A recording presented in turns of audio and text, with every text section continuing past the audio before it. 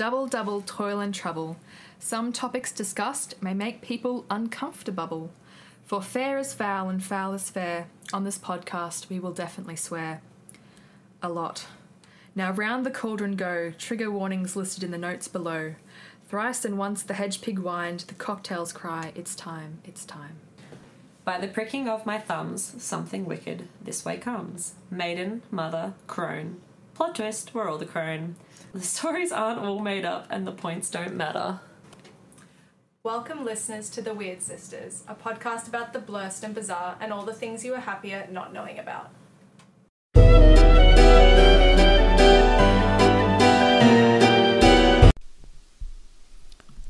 Hi, I look interesting, so you should let me in your house. Lacey. I'm the murder in the middle, Tay. And I am the lewd and lascivious behaviour that will land you in a 6 by 8 foot cell, Laura. Sexy. Yay! I've never had to say that word out loud before, and I don't know how it's... You nailed it. What was it? Thank you. Lascivious? Lavacious? I thought it was lavacious. That doesn't sound right. No, I don't know. See, this is what happens when you only learn words from reading. That's not a bad problem to have, because we read. My dad used to give me the hardest shit because before I knew how to say it aloud, I thought subtle was subtle. He has never stopped giving me a hard time. Dad. That's a very dad thing. Bastard. Very dad thing to do. He's so rude. How are we all? Mate. We are good. Lacey is back. Lacey's back. Yay! Back again from the second surgery this year. Woo! God, We did not tell anyone about what had happened to you because we thought you might like to tell us all. Okay, so you know back in the day, a couple of months ago, Tay, you had the same thing. I did. Did they knock you out? No. So mine was traumatic because they didn't knock me out. They just cut me under general anaesthetic in a doctor's office and I was screaming at the top of my lungs. You mean local? Yeah. Local General, anesthetic. local. They jabbed me with a needle in my armpit to numb me. That's when I also found out that I am pretty, tolerant of anaesthetic, which wasn't fun. And then they just cut into me in the doctor's office, and all the people in the waiting room could hear me wailing and screaming in pain. And I think I gave my poor doctor, PTSD. Yeah, because as soon as she was done, she got up and left. And I didn't see her again. Her husband, who's also a doctor, came in and was like, all right, this is what you have to do. Here's your, antibiotics. And I was like, thank you. And I went and saw Star Wars that night, because Star Wars had premiered, with, just half of my flesh gone from my armpit. That was fun. That's fucked.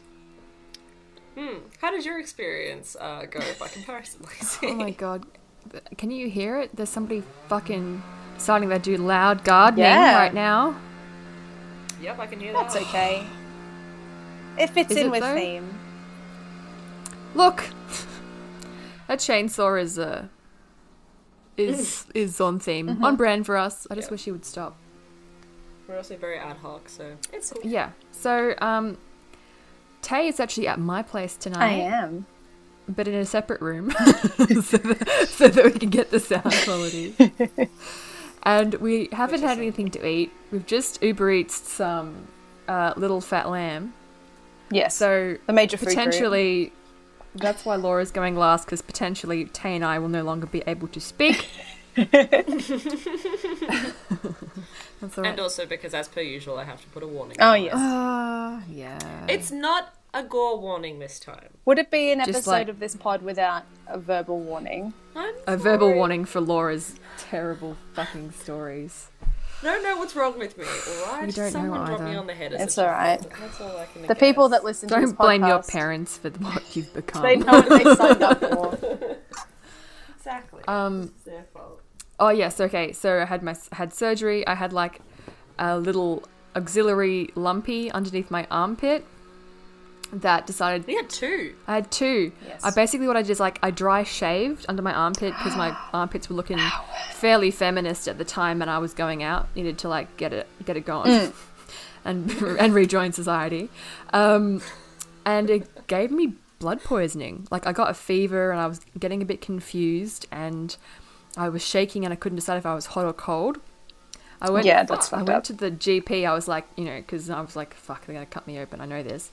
And the GP's like, okay, this is beyond me. Yeah. It would be, she said, and I quote, it would be cruel to cut you open without you being like under. Huh. Funny that. Yeah. So I went into Royal Melbourne and had that done. It was emergency surgery again. But thankfully, La was able to steps in when I'm in hospital. Absolute champion. Yeah. Fucking champion. Which happens far more frequently than I would have thought was a problem we would have. Look, I've been so good up until January of this year. It's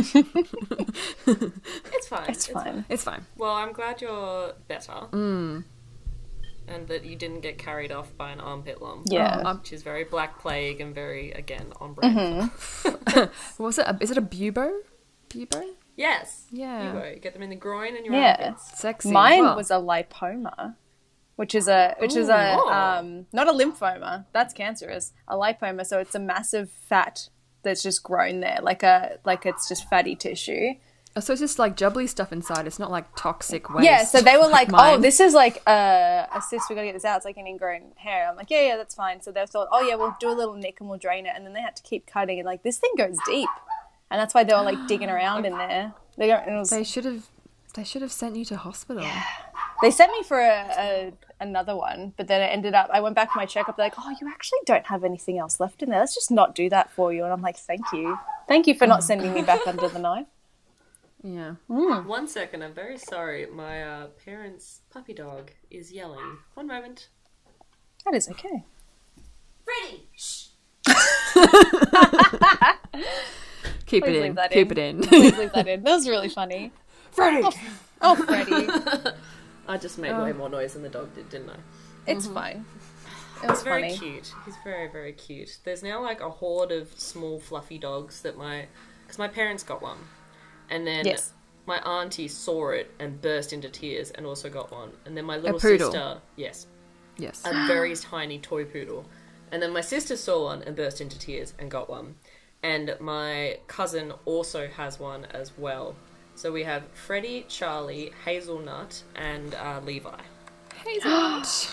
They're really Yeah. good names. They're all really cute. They're really good names. My sister also now has like 17 chickens, and one of them just had a baby. And the mother chicken is called Dip, and the baby is called Frenchie because it's a French onion dip. Oh my god. I thought you were going to say the baby's name was Theria.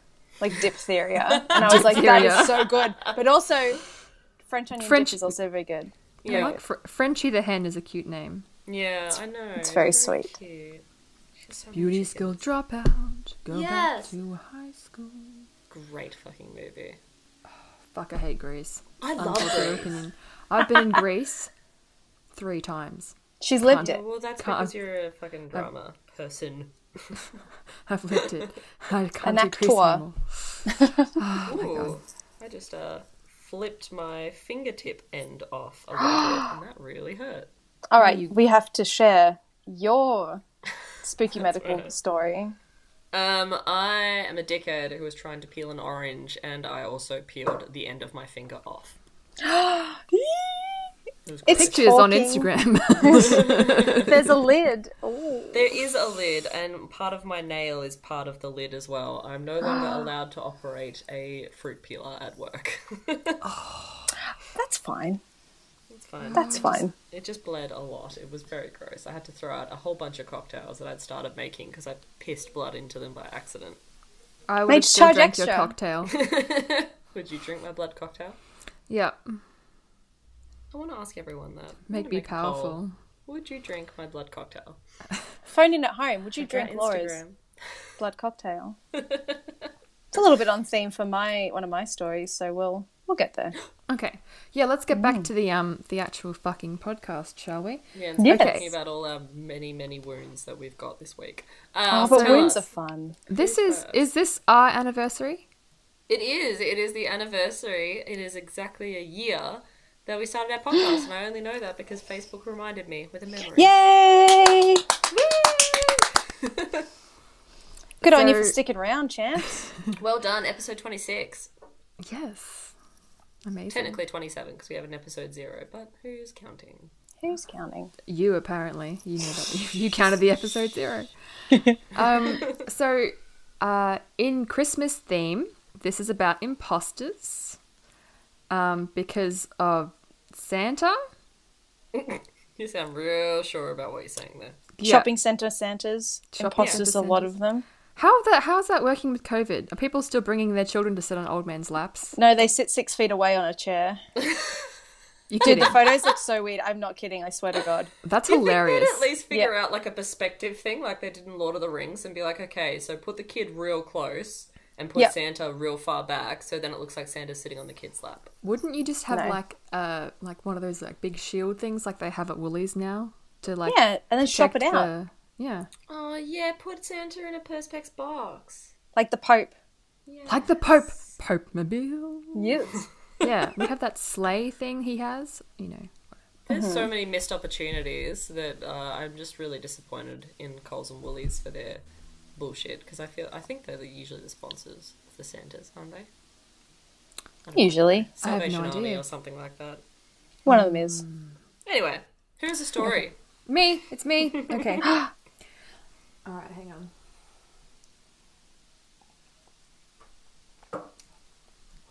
Sorry for that dead air. I was taking a sip of my little fat lamb. I was just gonna ask, were you making us wait so you could get fucking wasted? Yes. The people at home will understand. Alright, fine. Get on with it. All right. Silly season. Ladies. Okay. On the 3rd of April 1817, in the sleepy village of Almondsbury, Gloucestershire, a disorientated young woman wearing exotic clothes walked down the main street. She was wearing colourful Eastern-style dress, a black gown with a muslin frill at the neck, a red and black shawl around her shoulders, and a black cotton turban on her head. She carried a small bundle on her arm containing a few necessities, including soap, a few halfpennies, and a counterfeit sixpence. She was also speaking an incomprehensible language.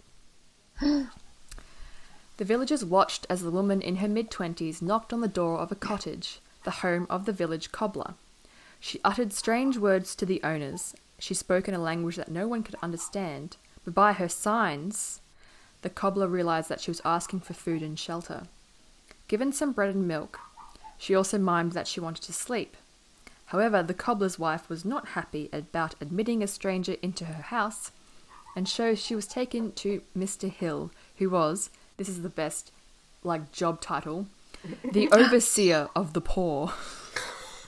Oh. Like, So, overseer. he was the poorest of them all? Or No, he oversaw the poor. His job was to look after the poor, oversee the workhouse. He would also collect the taxes that was from the town citizens to basically make sure that there was no homeless people on the street. So it's sort of like how welfare works today, except better. Pretty much. They didn't want homeless people, so they put them in workhouses, which means they worked for food and board. But the workhouses were terrible. Terrible let's be real. places, yeah. I was Terrible gonna places. say. As you've all heard on the pod before.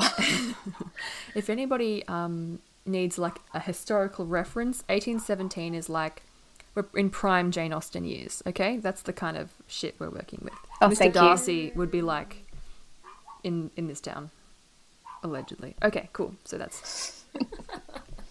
So he also has to bring anybody who's suspected of vagrancy, of being homeless, to the justice of the peace so that they would know what to do with them.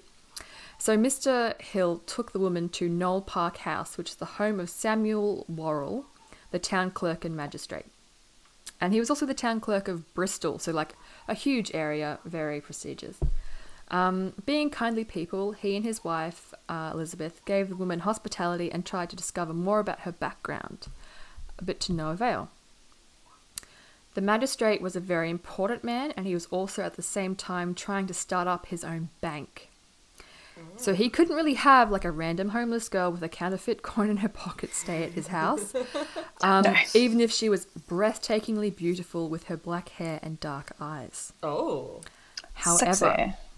the young woman had made quite an impression on the wife, Elizabeth, who arranged for the woman to be given a room at the local inn, and the inn's called the Bowl. What? Okay. So, historical context. In England at the time, influences from Asia and India were the absolute vibe. The English were crazy for, like, quote, oriental, quote, decor and exotic fabrics. Like, the influences, so, like, exotic fabrics, they worked their way into, like, English fashion, all that kind of stuff. Wearing, like, turbans, not like how Hindu men wear them today. It's sort of like a kind of, like, weird twisted robe that you twist it around your head and let your hair down. Like, that's sort of like an accessory turban rather than a, like, full, like, you know, situation. Mm-hmm. All the time, like, exploration was really popular. Botanical prints were all the rage. So, on the wall of the parlour in this, like, pub, was a picture of a pineapple. You could probably get the same print at Kmart today, for real. Behold. So when the Worrells and the young woman entered the parlour, the woman pointed at the picture and said, "Ananas," which is Indonesian for pineapple. The effect was electrifying. Witnesses were like, "She knows what a pineapple is," but in a different language. They were, like, super into it. And they were like, "Oh, she's got to be from, like, China or Indonesia." It's got to be from somewhere exotic. Somewhere exotic. So despite the fact that pineapple is called ananas or nana, something similar in German, Finnish, Hindi, Yiddish, Tamil, Wolof, Krugets, Malay and Spanish, but they were like thinking more language. They were thinking more like China, Indonesia. Okay. So that we go. So now that she was pretty interesting, people knew about her, the exotica woman was quickly invited back to Knoll Park by Elizabeth, where she displayed some curious habits, including an interest in Chinese imagery, sleeping on the floor, and going to the roof of the Worrells' home to pray to her god Allah Ta'ala. Which means, like Allah is, like, you know, the normal in Islam. Allah Ta'ala is like God the Exalted, like Allah the Exalted. Oh, Exalted. Full title? Yeah. I like that. That's very pretty. So the woman apparently called herself Caribou. Right. I like that. Yeah. And only drank tea and ate vegetables. So she was a vegetarian, which was really bizarre at the time. And Caribou, for anybody needing to look that up later, Carabou, not related to the reindeer of the Northern Hemisphere. That's really funny though. Caribou, it's spelled differently, but they're reindeer that have, like, kind of like a turkey gobble gobble, but it's furry. Do you know what I'm saying? Oh, like giblet. a dewlap. Yeah, but it's, like, furry.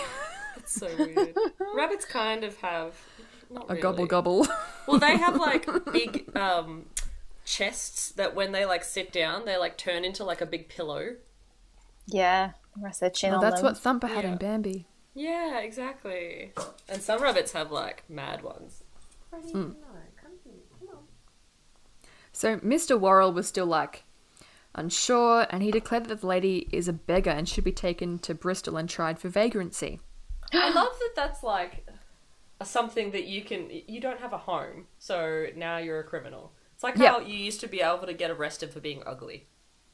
Really? Yes, if you were ugly, you were basically, like, a crime against humanity, and they arrested you. Look, oh my God. I feel that law should still be in place. I would be in prison. What are you? You're kidding. It's super hot. Don't worry about it. We'd all be star model citizens. Oh, we Can do no wrong. Can do no wrong.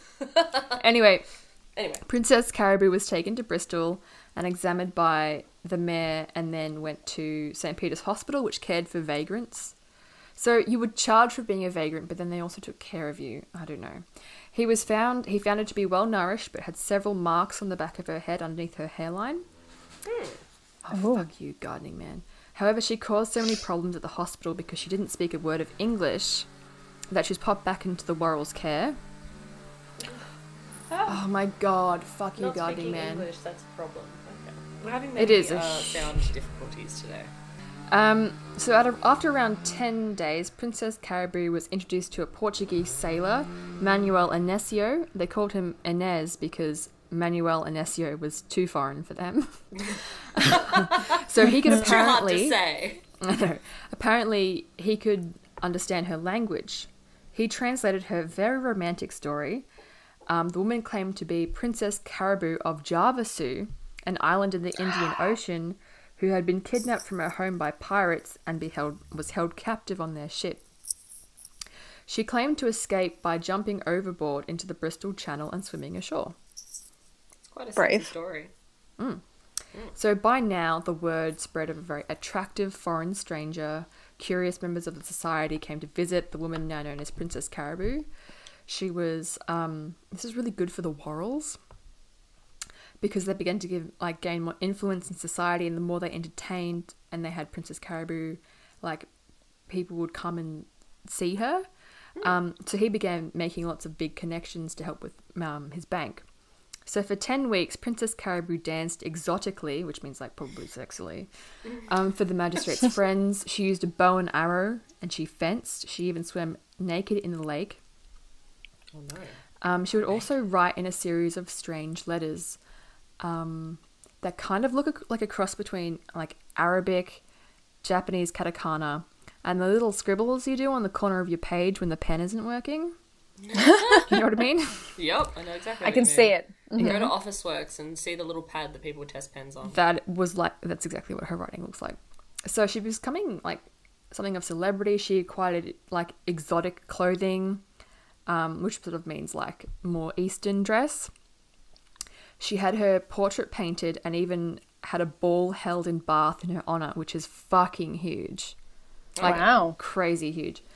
So her authenticity was attested to by Dr. Wilkinson, who identified her language using Edmund Fry's pantographia and stated that the marks on the back of her head under the hairline were the work of Oriental surgeons.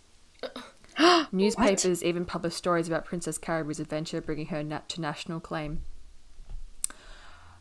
I'm going to say her fame then was about the same as...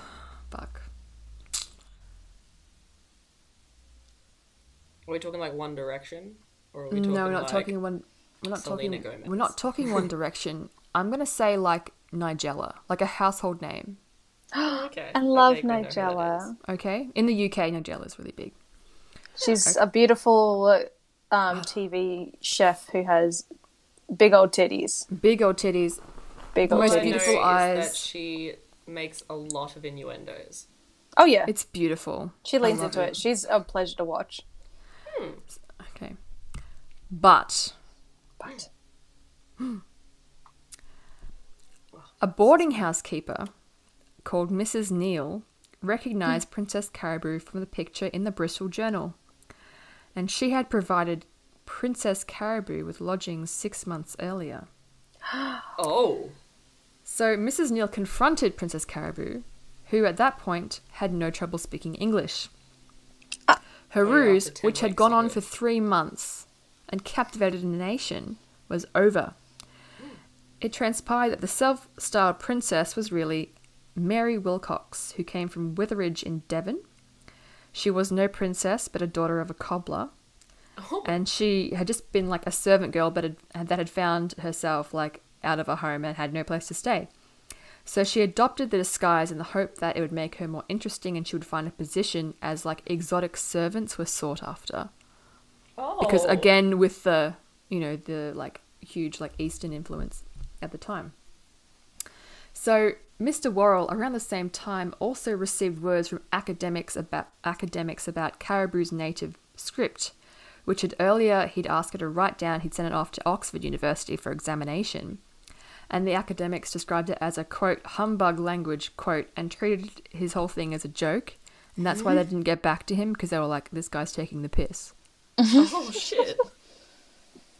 It's also turned out that the odd marks on Mary's head were from a crude wet cupping operation, which is, I looked it up because I had to, a procedure that intended to relieve pressure on an overheated brain, in which the back of the head was shaved and the skin was scarred with parallel blades and hot glasses attached to burn out the bad blood or some shit like that. What the fuck? I was Oh gonna my say, God. That sounds like it would do absolutely nothing because it doesn't even get near the brain. Yeah, There's a Human skull theory- in the way. Human So- theory is so fucked. I know. So it was carried out in a poorhouse in London. Like they had Oh, Christ. She documentation has too much of it bile too. in her. Yeah. Got ghosts in your blood. Do cocaine about it. So after this all came out, it was a huge embarrassment because the press was not kind to her, as you can probably imagine. Yup. Mary Wilcox expressed the wish to go to America. So Mrs. Worrell generously arranged for her passage to Philadelphia accompanied by a chaperone, which is something very odd considering that, you know, she was just a nobody who fooled her and her husband Super and caused... embarrassed her. Yeah, which is so... Well, on one And hand, she still you could paid be for like, the journey. I want this person who has super embarrassed me away so no one fucking looks at her and thinks about me anymore. Like, I want to forget this. Potentially. I want everyone to forget this. Send her to another country and make sure she gets there. Yeah. So the journey, however, was not uneventful, sorry. Mary's fame was such that she was popularly linked to one of the greatest romantic figures of the age, Napoleon Bonaparte, who was exiled to St. Helena, which is a little island in the middle of fucking nowhere. It was reported in Felix Farley's Bristol Journal that Mary Wilcox had gone ashore at St. Helena and met Napoleon, who is said to have found her, quote, enchanting, unquote. Okay. So she possibly hit it off with Napoleon. Not bad for a cobbler's daughter from, you know, random like village. Mary Wilcox stayed in America for 7 years before returning to England. She made one of the last appearances as Princess Caribou in a London gallery where she charged visitors $1 to see her. The fake princess then returned to Bristol, married someone called Robert Baker, set up her own business as an importer and seller of leeches to the Bristol Infirmary. Oh! She's a go-getter. Yeah. So it was her business. It wasn't her husband's, which is like very fucking cool, I think. Her daughter, Mary Ann, was born in around 1829. When Mary finally died at the age of 75 in 1864, she was buried in an unmarked grave in Heribin Churchyard in Southville. Her daughter, Mary Ann, carried out the business of selling leeches and lived in a house with lots of cats. Yes, bitch. The fucking dream. The life. And that is the story of Princess Caribou. Holy shit, Oh, I that was great. That was cool. A nice departure from our usual murder and debauchery. Yeah. For now. For the now. first segment. Laura still has to come. All right. Yeah, that's me. That was great. That Sources, was please. wonderful. Oh, yeah, shit. Like every drug addict, what are your sources? What are your sources? Here we go. So Wikipedia, of course, to start off with. Historypress.co.uk, The Vintage News, and Atlas Obscura. Hell yeah, Alice A Obscura. delight. Big fan. Big fan. Thank you. That was a lot of fun. I liked it a lot. I also wish I could basically just reinvent myself as a princess and start charging people $1 to fucking see my face. Yeah, be cool. Uh-huh. Very cool. Yes. All right. Tay. Mate, we're up murder in the middle. We're Yes. here. Alrighty, so when we were told imposters is the theme, my mind went straight to copycat killers. And then I thought, how can I make this more fun and on brand? We're going to do copycat killers inspired by films. Yeah. Yeah. Oh, I'm really Love- excited. love Film and that. television. But yes. Love it. Yeah, yeah. So, let us begin. So first we have our first tale starts with a man named John Altinger, known to his friends as Johnny. Nice.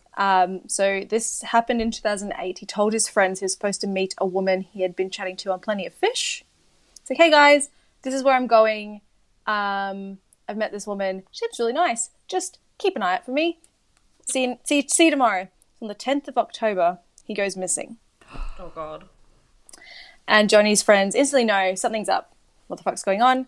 They start receiving emails from Johnny saying he and his lovely new lady love have gone on vacation to Costa Rica. That's real No. Exactly. The emails were signed Altinger. Suspicious? He goes by Johnny. No one signs their last name unless they... Yeah, no. Suspicious. Then, Johnny's work receives a resignation letter, but no forwarding address for his final paycheck. So his friends are like, nah, mate, what the fuck's going on? That's how you know I've been murdered. If I, like, turn down money in some way, shape, or form. 100%. I'm definitely dead. Someone's pretending to be me. So his friends go full superhero. They break into his house because he's not answering the door or the phone. They find his passport, so he's not in Costa Rica. His kitchen is dirty, like it's got dishes, like he's like been out and hasn't been home to clean anything. His wardrobe is full of clothing. Suitcase is empty. Mate, Johnny's gone nowhere. They report his disappearance to the police, and soon a homicide investigation begins. So, Good on them. we've Good got on the Johnny. police for actually getting started on something. Essentially. This is all set in Canada, by the way. Okay. So, Okay. yeah. So then we have Mark Twitchell, budding Canadian filmmaker and artist. Oh Absolutely my loves a god, fan I film. know exactly what this is. Yes. Holy So- shit. Okay, sorry, carry on. Old Make Mark loves a fan film. He directed a Star Wars fan film called Secrets of the Rebellion in 2007, though it is still yet to be released, and you'll find out why. It starred Jeremy Bulloch, who plays Boba Fett. Like, that was how big this thing was, that it got, like, an original actor in it. It was crazy. He also wrote and shot a short horror film called House of Cards in a garage in 2008. Remember that detail? Related to actual House of Cards? Undisclosed. We do not know. Okay. So Mark was brought in for questioning due to a brief encounter with Johnny before supposedly leaving for Costa Rica. Mark stated that he had sold his car to... Johnny had sold his car to him for... Oh, no. Hang on. Mark had sold his car to Johnny for 40 Canadian dollars. All the money Mark had on him at the time. No. Yeah, right? So the red Mazda they were looking for was the exact car Mark had supposedly sold for $40. And the car was searched. They found Johnny's blood in the trunk. So Mark was arrested on Halloween of 2008, like roughly a month after Johnny's disappearance. And the key piece of evidence this fucking idiot had on his computer was a document titled Serial Killer Confessions. He tried to delete it, but it was still on the hard drive. This, no joke, Computers work. yeah, this document opens with, this story is based on true events. The names and events were altered to protect the guilty. This is the story of my progression to becoming a serial killer. So dumb. Fucking flog. I like this as well because he's just like not deleted it. It's kind of how who was caught? Was it one of those really famous serial killers was caught because they had floppy disks and they're like, can you trace these?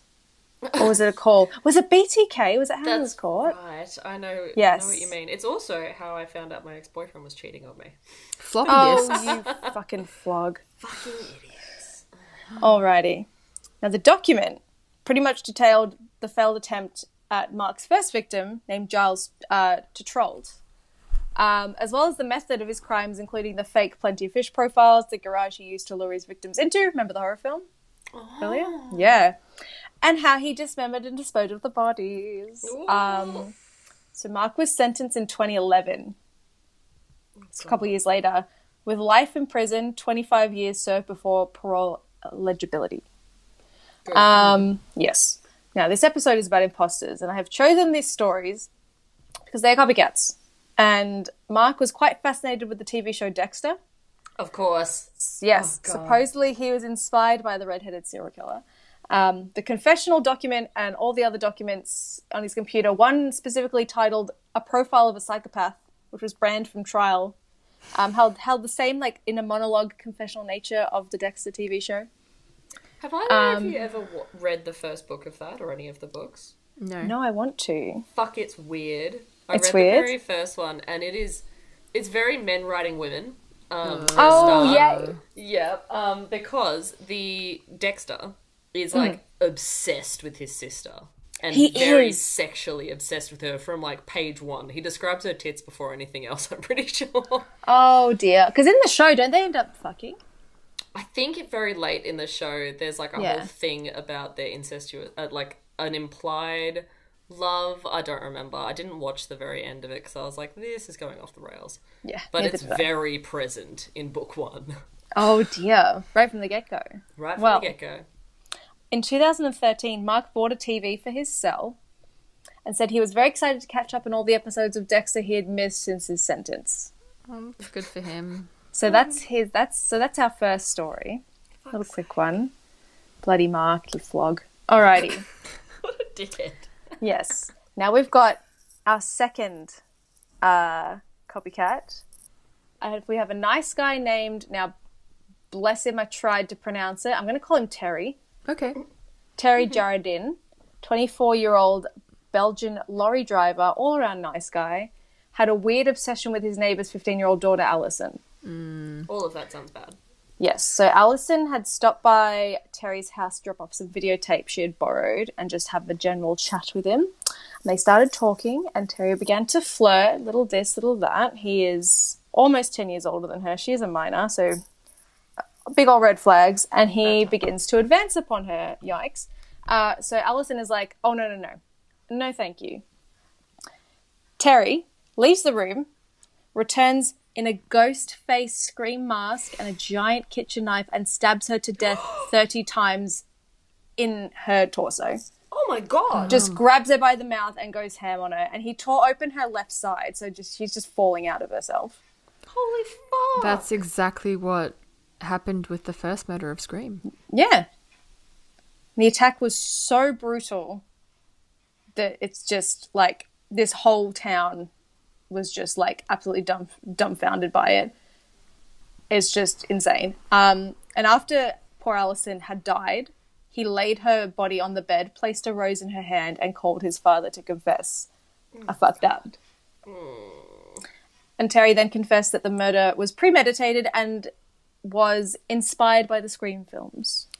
Yeah. The fact that that is how the first death happens in the film is very telling. But like he like comes up and covers her mouth. Yep. And her and in turn intestines do fall out of her. Yep. Ooh. It's fucked, isn't it?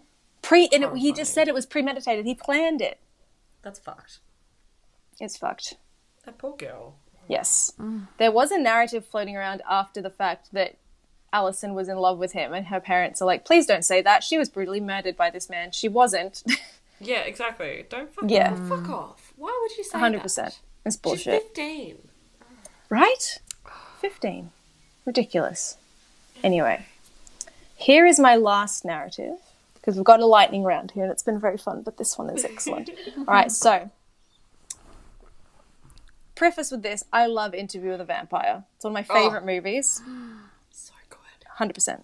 So Any good. self-respecting goth kid born in the late 80s, early 90s went through an Anne Rice phase. Yep. I refuse to believe otherwise. Yes. Tom I Cruise think- and Brad Pitt with long hair. Wow. Just Yes. the very And all the- long fingernails. It's your The period coffin, my dear. piece. Yeah.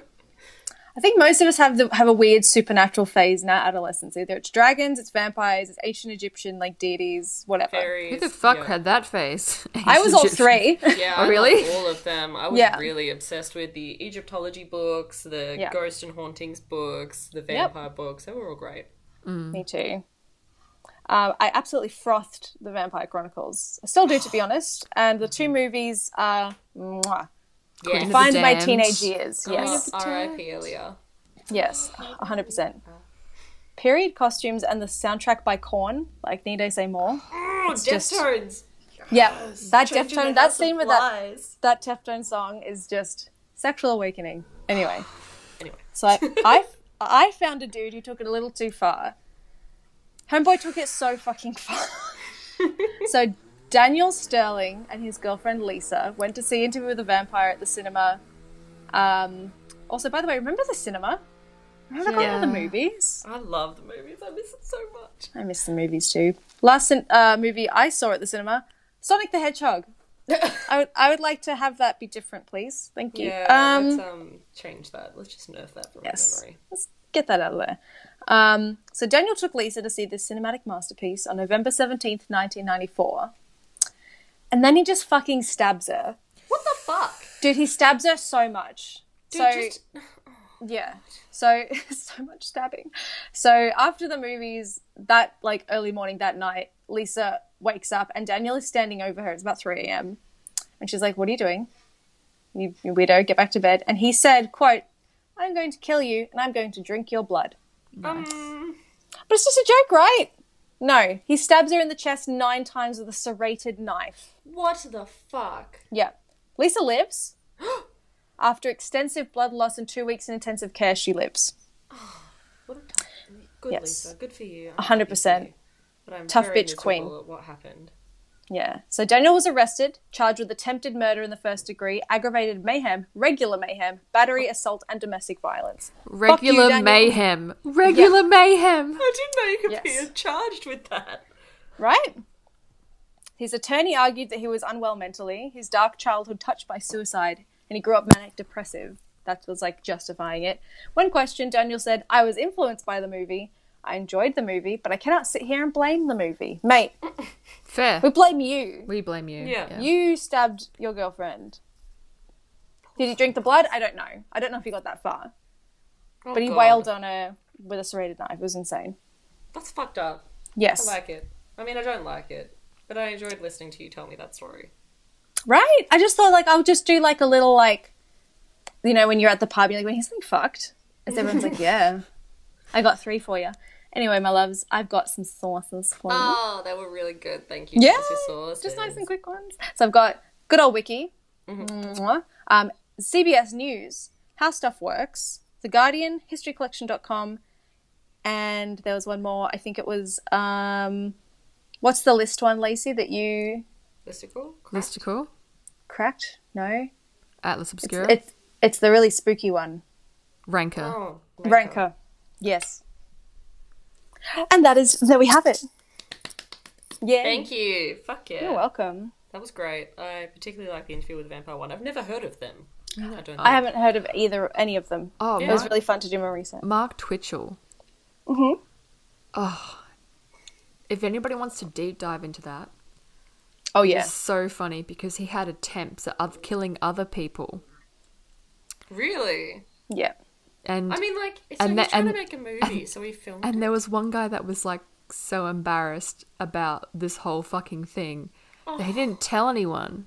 Little Yeah, that's- me, no. And like a couple of weeks Giles, later, yeah. that's when Johnny was like, yeah. So the guy who, that guy, Giles, who got away, he wrote a book. Yeah. It's called The One That Got Away. Yep. Bit on the nose. I would do it. Oh, yeah. I would do it Imagine. for money. If someone is creep towards you in that sort of level, just tell the police, because And put it on guy's Reddit not for the gonna rest stop. of us. Thank you. Yeah, Oh, yeah. exactly. But that person Creepy probably won't encounters. stop, because we've only ever really ever heard of people who escalate. I'm just going to say that now. Right? Go to the police. Tell them about it. Let them investigate. Well, I guess I have one for you. Yes. And on that note, it's very relevant to what we've just been talking about. But I do need to put a little warning here. This story contains sexual assault and rape. I would tune out if that's not something you want to hear about. I try not to be too graphic, but obviously there's a lot of mentions of it in here. So, yeah, guys, if that's something that you don't want to listen to, no shame. Turn off here. We love you very much. We want you to take care of yourselves. Do not put Look after yourselves through yourselves. something. Absolutely. Yeah. Yep. And without further ado, we shall begin. So 1985.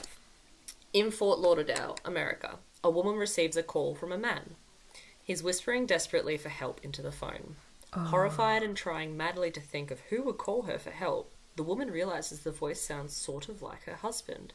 He's stressed, he's trying to remain quiet, but it's still her husband. So she calls his name. What's wrong? How can I help? What's going on? What can I do? He says, please cooperate with the man who's about to come on the phone next. The whispering ends and the phone is suddenly passed over to a man she doesn't know. It's a lawyer, Robert Miller. Miller tells her that her husband has been arrested for an accidental hit and run and faces 25 years in prison because there is a witness. However, The witness has not yet been found by police. Only the lawyer and her husband know who that witness is. Miller asks the woman how much money she has on her right now, and she tells him she has $100.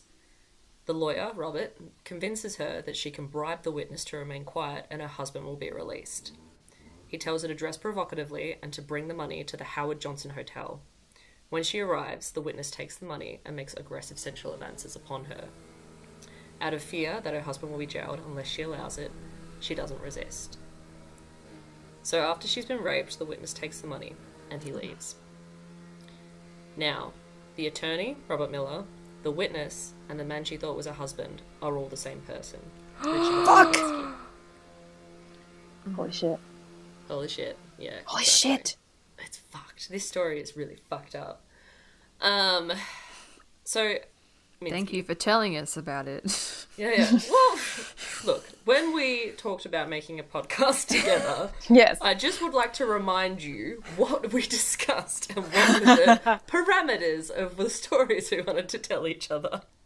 The warning's there. The warning is there. Exactly. Okay, so, Minsky. Minsky was born in March 15th of 1944 in Danvers, Massachusetts. I don't know how to say that fucking state properly. Yeah, Massachusetts. Massachusetts. Massachusetts. That looks right. That's right. Okay, I can't talk. So he is a used car salesman, not unsurprising. And I thought this was really fucking dumb. So the police advised that his hobbies included smoking, gambling, and betting on horse races. Smoking. Yeah, okay. Thanks, cops. Okay, so basically, Minsky is just a fucking awful person. So what he would do, he would randomly select numbers from a phone book around mid-morning when most husbands had left their wives at home alone, and he would call and call numbers until a woman answered. So callers wouldn't know who was on the other end, because obviously this is way before mobile phones. They would only know that the person knew their name and was begging for help, because obviously the phone books have people's names in them. So desperately they would call out the name of a loved one who they thought the voice sounded like, and that is exactly what Minsky wanted. Basically, he would then switch to posing as an attorney, stating the name of the loved one they had just called out was in some kind of legal trouble. A favourite was they'd been involved in a hit-and-run accident, because that was something that would gel with no matter who the person was. It was an accident, but they had run away out of stress. So, you know, it's not like he could be like, oh, they've murdered someone, and then the other person be like, that wouldn't happen. So, the victim is told that the witness might be persuaded not to testify, but they require her help. She may have to flirt with the witness or give him money. So Minsky was, like, outrageously good at impersonating different voices. He could sound very, very different, all in the space of a couple of seconds. He could imitate both male and female voices. Oh, God. Wow. Yeah, exactly. So he could pretend to be husbands, mothers, sons, sisters, fathers, daughters, anything.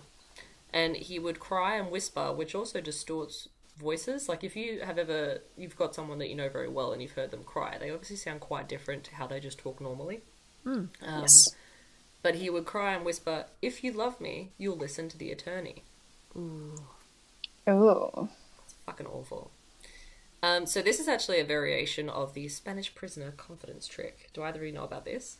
No. Okay. It's a grift. I really love grifts. They're really interesting. So basically, a conman tells their victim that they are in contact with a super wealthy person who's been imprisoned in Spain under a false identity. Some versions have the person as a relative or a loved one of their mark, but often it's just someone really important. Supposedly the prisoner can't reveal their identity without serious repercussions, so they need a friend, which is the conman, to raise money for their bail/release. And this is a super old grift. This goes back to, like, medieval times. Oh, God. Very good. Very good. Very good. And the prisoner will reward whoever gains their release. Often in the original scam, they will also get the prisoner's beautiful daughter's hand in marriage. Gross. Oh. Gross. Super fucking gross. Yeah. So basically, the mark turns over the funds for the Spanish prisoner's release, and then he is informed that further difficulties has arisen and more money is needed. So basically, the trickster goes on and on and on, pressing for money until the victim is cleaned out or stops putting up money. They just basically say, fuck off. And it gets them in a really deep hole, and the conman often is very good at sort of being like, well, you've already put in so much money, it'd be such a waste if you didn't keep going, because we're so close. So Nigerian prince scams are like a modern version of this as well. Oh, Yeah. definitely. Yeah, exactly. So Minsky scam works on loyalty, and it is fucking impossible back in the 80s when this happens to convict it because there's no weapon and there's no bodily harm. So that's fucked up. So Fuck. basically, like, he gets caught a lot. But despite many, many evictions, he's convicted of multiple charges of rape, assault, battery, extortion, grand theft, larceny, lewd and lascivious behaviour, oral copulation, sexual assault, sexual battery, sodomy, and escape. Charged over 80 times in 5 different states, he serves basically no jail time. Holy shit. Yep. And that's why he fucked. does it. Exactly. The system is broken. So broken. Like, this gets fucking so bad. So, Detective John Metcalf, who is basically one of the detectives who started tracking Minsky, he began tracking him in 1982. It was actually his very first case as a Los Angeles police detective trainee. One of the victims had gone to the police, and straight away, as he started sort of like looking around the area, he found 4 cases that were very, very similar, and he made up like a little playbook of parameters that would fit this case.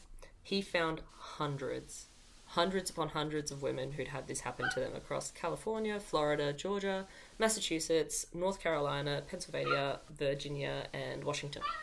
Oh my god. So far. Like, oh, Freddie, be quiet, please. Oh, Freddie. Sorry, baby. Love him. He's so cute. No. We'll need a picture on the Instagram. I will put a picture on the Instagram as an apology for the sweet baby noises. So he was arrested for the Fort Lauderdale rape that happened in 1985, and he pled no contest to the charges. So he was just like, "Yep, I did it." He did that in exchange for a plea bargain, and the assistant Florida state attorney John Jolly, they dropped the related charges of extortion and grand theft. He was sentenced to 15 years. All he served was 11, and that is the maximum he served, basically. So Ridiculous. And this was with them knowing he's done this hundreds upon hundreds of times. Yeah. Sorry, I'm just laughing at Freddie. I know. He's very vocal. He likes Not about the serial rapist. Carry on. Yeah. So he gets out in 1994, and immediately, like within a couple of days, he goes and poses as a lawyer called Dennis. He uses the Dennis persona to lure a woman with information about an extramarital affair that he claimed her husband was having. He lures her to an island.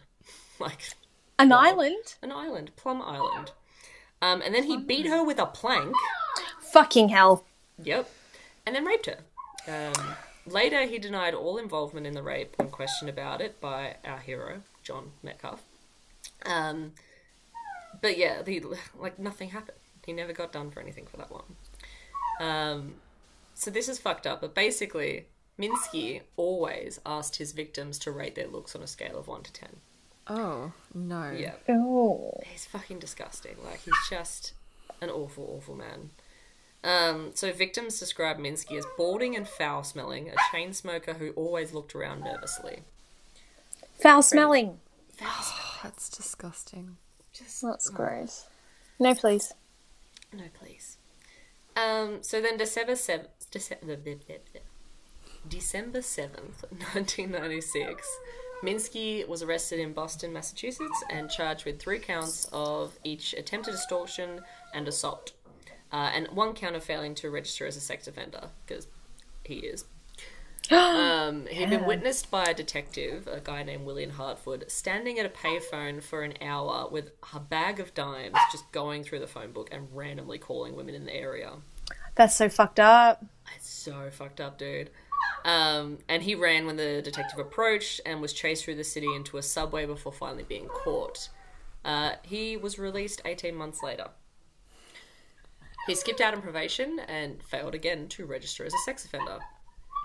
Over the next 4 months, he conned 6 women out of $2,800, which is like $4,600 USD today. Wow. Which fucks me up. So- That's like almost double. That's like 800 million Australian. Yeah. Exactly. 800 million. Exactly. Correct, yes. So much money. Freddie, baby. Shh. So Detective Metcalf then decided to do something unusual. He contacted America's Most Wanted and Fox Files, and he requested pieces profiling Minsky to help capture him. So around the time that the program airs, Minsky sent photos of 2 of his puppies to an acquaintance by mail. And in the background of the photos of the puppies was a newspaper and an apartment building. Very helpful. Oh, they went full Reddit on him, did they? They did. Excellent. It's so fucking intense. So Cindy Smith, producer with America's Most Wanted, recognised the newspaper as a place in Raleigh-Durham in North Carolina. It was like an apartment building, and she was like, I know that building. So copies of the photos were sent to Raleigh-Durham Police Department, and an officer recognised that apartment building as being one that he'd actually lived in himself. Fucking wild that happened, because otherwise I don't know if they'd have managed to catch him. But they went to the building and they discovered that he'd actually abandoned the unit in July, and when they arrived they discovered he'd left behind his belongings, including the puppies. And the television was still turned on and turned to the station that showed America's Most Wanted. He just bolted. Shit. Nailed hard. Basically just run straight away. So following that, he conned another 11 women, this time out of 50,000 Lemon women. Stop stealing my lemons. I was gonna say the same thing. Fuck. Yes. R.I.P. That poor girl. Out of $50,000, and also obviously raped them as well, unfortunately. So one woman, she was a witness, she told the police that he said he wanted her to climax and not to fake it. He wanted her to enjoy himself, which is fucking just fucking horrifying. No, please. Yuck. He claimed to be her husband. He'd sounded terrified, and she was terrified for her children having to grow up without their father. He convinced the witness to meet up with he convinced the woman to meet up with the supposed witness, the man who her husband had hit accidentally. She was to give him a code word, Abe Lincoln. And that was how he would know who it was, and she would know who it was. So he made sure, and this is just sort of like to give an idea of how good he was at this and why so many people were conned by it. So he made sure he knew exactly what car she would be driving. He told her exactly what to wear. He said wear high heels, a short skirt, no underwear or bra. So he knew precisely what she would be wearing when she arrived, because he got her to describe the clothing that she would wear to him that would match what he had told her to wear.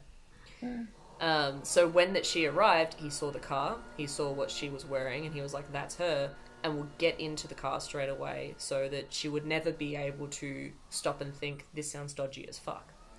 He moved so fast, he kept his victim in a constant heightened state of fear, anxiety. He kept them out of their element as much as possible, constantly needling them with, where are you, hurry up, we need to go. You know, like, just keeping them on the edge of their seat so they never have the chance to slow down and go, maybe that's not my husband. So he's very good at convincing people that they have no option but to do as they were told. That's why he used this authority figure, a lawyer.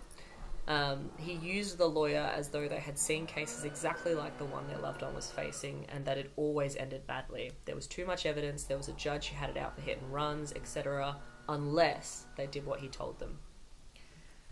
So after returning home and speaking with her husband, suddenly the woman realised that she had been deceived, and she called the police.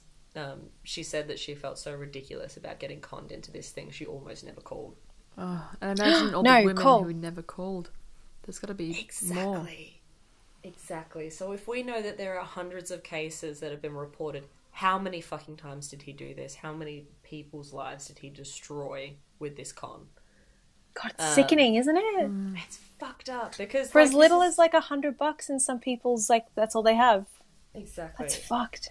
And on top of that, like, so many people, like, and this is just naturally it, so many people would have felt ashamed and guilty for what he'd done to them. Like, they probably never said anything. They probably never told their husbands. Like, it probably destroyed marriages and things like that. It's just fucking awful. Just on random in the phone book. It's fucked. So, don't get a home phone. Don't get a home phone. Don't get a home phone. So he actually managed to convince, like, a Hollywood actress whose identity has been protected that her daughter was in serious legal trouble. She refused to give him sex for her daughter's freedom, but she did pay him $5,000, which today is like $7,900. Oh, God. On September 15th, 1999, he attempted to get a woman to bring $5,000 to the Tampa International Airport. He was arrested by airport police officers, like, instantly. And bail was set to $1 million, and he was extradited to California, which is where a lot of the earlier rapes had been charged. In March 2001, he was charged with offences against 8 women in the year of 1998. The deputy district attorney, Linda Lotfield, said that Minsky committed one of the cruelest crimes that anyone could contemplate. He had devastated marriages and the victim's psychological states. Minsky's defense attorneys argued that his actions may have been morally wrong, but he broke no law. He broke no law. Bullshit. Broke so many laws. So many laws. So, in an interview with America's Most Wanted, Minsky, when asked if he had any remorse for his crimes, stated, "Of course I do now that I'm caught, but what am I supposed to do? I'm a parolee. Work for $10 an hour? Yes, you that's fuck. what you do. Yes. Job. Fuck that. So that interview was played during the trial for the jury, and it totally sealed his fate. Like, fuck you, asshole. Yes, work like the rest of us, you piece of shit rapist. Gross. Anyway, nice story ending to this horrible fucking series of events. November 30th, 2001, he was sentenced to 146 years in prison by Superior Court Judge Marsha N. Revel, who stated, "Thankfully, there aren't many Mr. Minskys in the world. This is just pure evilness and sadisticness." 8 of Minsky's victims were present in the courtroom and applauded or wept when the sentence was announced. Get fucked. Awful. In 2003, he tried to appeal. Ugh. Minsky's argument was that the threat of jail time used in his scam did not meet the definition of duress required in a rape conviction. Bullshit. Right? Oh no, I didn't physically harm them. I just said that their life would be ruined. It was rejected, thank fuck. Richard Allen Minsky is incarcerated at California Men's Colony in St. Louis Obispo. I don't know if I said that right. He is now aged 76 years old. My sources are The Sun Sentinel, a video from Fox News, and Wikipedia. Hell. There was very little information otherwise on this case, but I thought you all should know because that's fucking horrifying. Rot in there, mate. Yeah. Yep. Absolutely rot. Yuck. Fucking disgusting. I'm shocked that no one has managed to take him out in prison yet. There's still time. There's still He's time. getting old and slow now.